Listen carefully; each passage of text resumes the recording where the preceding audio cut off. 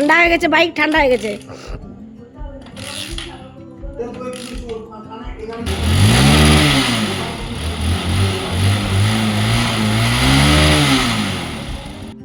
ঘড়ির কাঁটায় এখন সকাল 8টা। শুভ ভাই আর সুব্রত দুজন মিলে একটু যাচ্ছে ওই বাজকুল বাস স্ট্যান্ড ওইখানের মার্কেটে। ওইখানে একটা মিষ্টি দোকানে ভালো মিষ্টি দই আর খেজুর গুড়ের রসগোল্লা পাওয়া যায়, ওটাই আনতে ওরা বেরিয়েছে। কালকের ব্লগে আপনাদের বলেছিলাম না, এখানে আর অনেক মন্দির আছে, মায়ের মন্দির। এই দেখুন, এই মায়ের মন্দিরের ছবিও শুভ ভাই মাঝে মাঝে আমাদের ফোনে হোয়াটসঅ্যাপে পাঠায়। তুলসী পত্র শ্রীকৃষ্ণদে নমো আধার সত্যয় নম শঙ্খজলায় নমো আধার সত্যয় নম গন্ধ পুষ্প নমো আধার সত্যয় নম গন্ধ পুষ্প নমো আধার সত্যয় নম। এতদিন এই ছবি আমি ফোনে দেখেছি, আজ একদম মাকে সামনে থেকেই দেখছি। বাঁ দিকে আছে মা কালী আর ডান দিকে আছে এটা হচ্ছে মা শীতলা। আর আজ দুপুরবেলায় খাওয়া দাওয়া করেই আমরা বেরিয়ে পড়ব মেদিনীপুরের উদ্দেশ্যে। ওই দেখুন শুভ ভাইয়ের বাড়িটা দূর থেকে দেখতে কেমন লাগছে, দেখে মনে হচ্ছে যেন জমিদার বাড়ি। অবশ্য জমিদারই বলা চলে, কারণ এই পাশাপাশি যতগুলো জমি আছে ওগুলো সবই শুভ ভাইয়ের বাবারই। এই সাইডটা পুরোটাই বলল এখানটা নাকি ব্রাহ্মণ পাড়া। আর এখন আমরা টোটোতে উঠে পড়েছি, এখান থেকে যাব বাজকুল বাস স্ট্যান্ড। আর এই যে আছে আমার পাশেই, আমার উল্টো দিকে মণি, তো মণিও বলছে চলো তোমরাকে ছাড়তে যাই। ওই জন্য পিছনে বাইকে আছে শুভ ভাইয়া সুব্রত।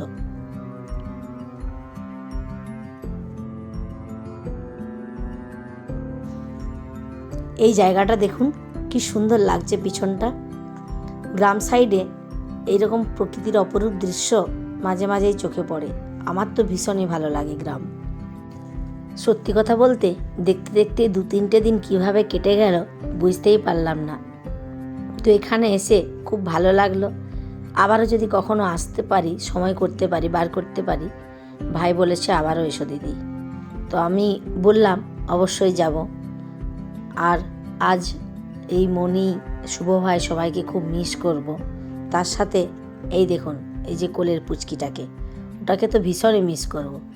এত ভালো, এত শান্ত, 2-3 দিন ওকে নিয়েও বেশ টাইমটা কেটে গেল।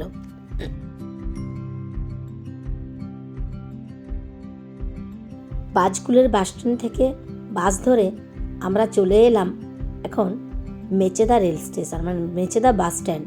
আর মেচেদার বাস স্ট্যান্ড আর রেল স্টেশনটা একদমই সামনে। আসার দিন আমরা এই ভুলটাই করেছিলাম জানেন, এই মেচেদা স্টেশনটা পেরিয়ে গেছি। যদিও শুভ ভাই বলেছিল যে মেচেদায় নামার কথা, একটা কারণবশত মেচেদা স্টেশনটা আমরা মিস করে কোলাঘাটে নেমেছিলাম। ওই জন্য ওই দিন খুব হয়রান হয়েছিলাম। আর আজকে খুব তাড়াতাড়ি মনে হয় বাড়ি চলে যাব। এই দেখুন বাস স্ট্যান্ডের পাশেই একদম মেচেদা স্টেশন। এখান থেকে টিকিট কেটে আমরা এখন ট্রেন ধরব। ট্রেনে যাতায়াত করার সময় মেচেদা স্টেশন অনেকবারই দেখেছি, আজ ফার্স্ট টাইম এই স্টেশনে ঢুকছি। আর স্টেশনে ঢোকার মুখেই বাঁ দিকটাতে দেখলাম প্রচুর ফলের দোকান। ভাবছি একটু কিছু ফল নিয়ে নিই। এখানের পেয়ারাগুলো খুব সুন্দর ছিল, একটু পেয়ারা, একটু আপেল আর একটু লেবু নেব।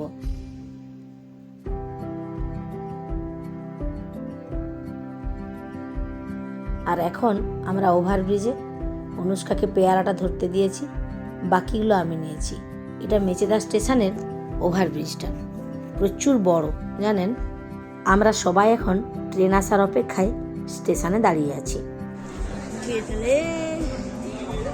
কি দিচ্ছ তুমি?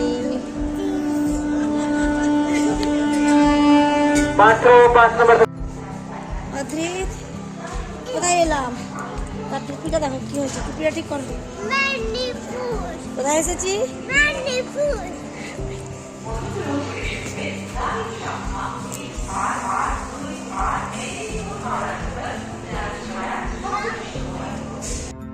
যাবার সময় অনেকটাই হয়রানি হয়েছিলাম। অবশ্য দোষটা আমাদেরই। শুভ ভাই বলেইছিল মেচেদাতে নামতে, তো মেচেদা দিয়ে এলে খুব তাড়াতাড়ি চলে আসা যায়। আর আসার ট্রেনটাও ছিল খুব তাড়াতাড়ি, বুঝতেই পারলাম না যে এতটা তাড়াতাড়ি মেদিনীপুর পৌঁছে যাব। এখন আমরা মেদিনীপুর স্টেশনে, এবার এখান থেকে টোটো কিংবা অটো ধরে বাড়ি। এই জায়গাটা এলেই আমার এই ফুলগুলো দেখে মনটা ভরে যায়। এখানটা ছিল বাস স্ট্যান্ডের কাছে ফুলের দোকান। আর এখন আমরা LIC থেকে লেফট টার্ন নিয়ে নিয়েছি, যাচ্ছি কুইকোটা। 3টে দিন বাড়িতে ছিলাম না, এখন রাত্রিও অনেকটা হয়ে গেছে, তাই রাত্রিবেলায় আর খাবার না করে সুব্রত এগুলো নিয়ে এলো। এখানে আছে কাটলেট আর মোগলাই পরোটা। অনেক দিন পর মেদিনীপুরের মোগলাই খাওয়া হচ্ছে। আজকে আমার ব্লগটা আপনাদের কেমন লাগলো একটু জানাবেন। যদি ভালো লেগে থাকে একটু পাশে থাকবেন আর একটা লাইক দিয়ে দেবেন। আর আজ আমি আমার ব্লগটা এখানে শেষ করলাম। আবার আসবো একটা নতুন ব্লগ নিয়ে, নতুন কিছু নিয়ে। ততক্ষণে সবাই ভালো থাকবেন, সুস্থ থাকবেন। আর যদি আমার ব্লগ ভালো লাগে অবশ্যই বন্ধুদের মধ্যে একটু শেয়ার করে দেবেন। আজ তাহলে আসি, দেখা হচ্ছে পরের ব্লগে।